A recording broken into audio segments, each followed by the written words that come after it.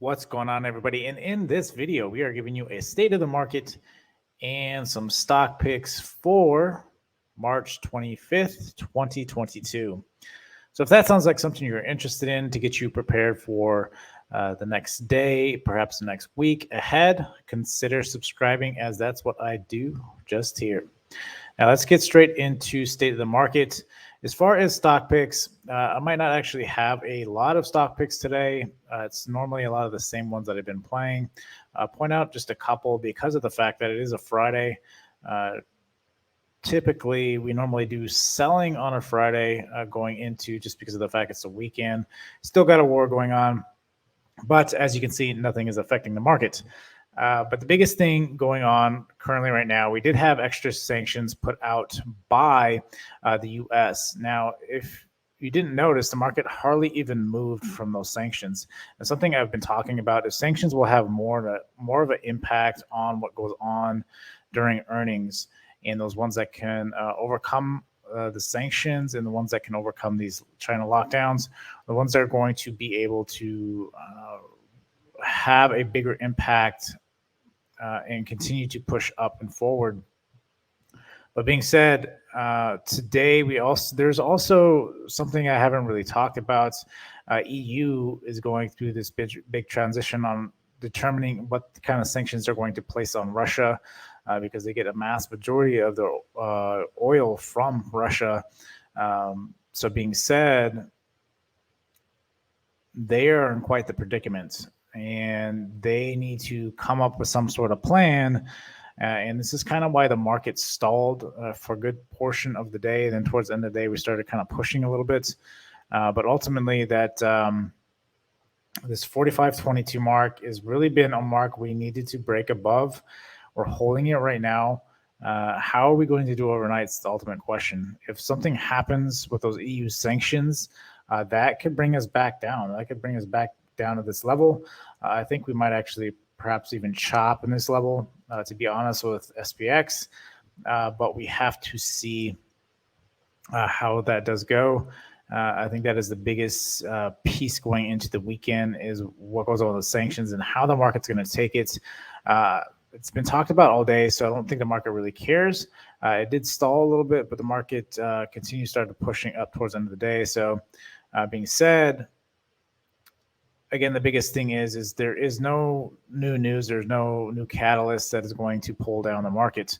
I've been talking about some sort of a pullback, but this market is just too strong. This market wants to run. Again, it's been held down for almost 3 months. It's going to have some sort of rally. It's not saying that, that there won't be corrections and stuff come May or whatever the case is. Again, that's going to be more after earnings is when you're going to start seeing that. And that's normally what happens. Normally you get a nice run up before earnings, and then right after earnings, especially big tech earnings, because big tech normally takes about 2 weeks of earnings. Your Teslas, your Apples, your Microsofts, Facebooks, all those happen around that time. And then what happens is about 3 to 4 weeks after the fact, these stocks start dying down, and that's when you kind of wait that 3 to 4 weeks, kind of give it that a little bit of time to kind of simmer down, and then it ends up turning around and starts running again into the next earnings. It's normally how the cycle typically goes. So being said, we are looking for. We're not really looking for anything, to be honest. Again, there's no new news. So going into tomorrow, to make this simple, just watch to see if any EU news and sanctions come out. Again, I don't think it's going to have that big of an impact unless something really dramatically is announced, which, again, I don't foresee happening. Again, you also haven't heard much from Russia and Ukraine all week, which is also an interesting fact. So being said, again, no news isn't going to do anything to the market. The market will continue to push, and we're seeing that. But we do need to break this level. If we can break that level tomorrow, that'd be great. If not, again, I think we're revisiting the 4,400 mark and going into next week, and we might chop and then continue to break, possibly on good news. Next, we can continue this rally. But being said, we'll talk about Bitcoin a little bit. Bitcoin a little bit today. We are up around that 44 mark. Again, we got to get 45. I think if we can hit 45, we can really start breaking out. We're going to get a nice move towards the end of close. There was news that Russia is accepting payments for oil in Bitcoin. So that was interesting. I don't know if that's what essentially ripped this up, but crypto, again, mass adoption. You know where I stand there. If you haven't followed me, I've been very much about crypto. So we get to see this continue to push up, not to, even given the circumstances, still crypto is still very much a needed resource in this current environment. So going in tomorrow, I just got a couple quick ones. Tesla, again, the one you're going to want to watch only because of the fact that it's been the leader. There's been a lot of premium because Tesla hit 1K again. So this one, when Tesla gets this high, when it makes $300 runs, almost $400 runs, you have to understand that the premium is so much baked in that you kind of want to wait for this to die down and premiums die down before you ever get back into it. Again, that's my opinion. You could do whatever you want. That's typically what I do. UPST, again, another big one. I think we're starting to kind of wedge here. I want to see if we break out tomorrow. So see if we hold 110 tomorrow. If we could break above that wedge and start running, would be fantastic.